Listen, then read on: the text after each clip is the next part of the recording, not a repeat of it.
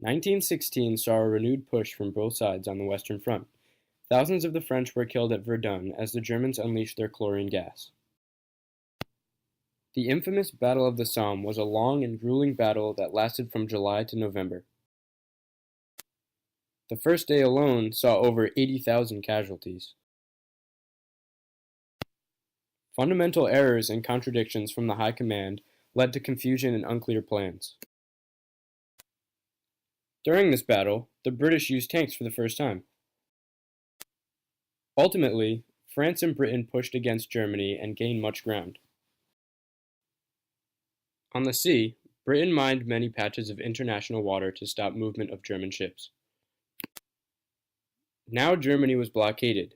After many naval battles, Britain tried to mainly stay in control of the seas, above the water at least. Germany was on the attack.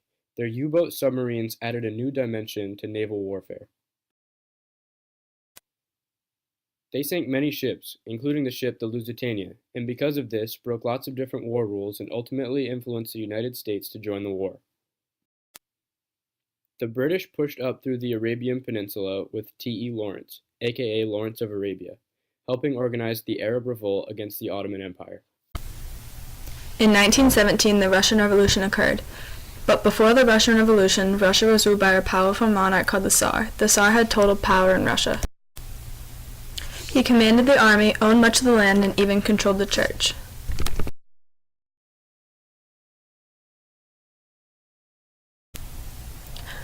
During the period of time before the Russian Revolution, life for the working class people and the peasants was very difficult. They worked for very little pay, often went without food, and were exposed to dangerous working conditions.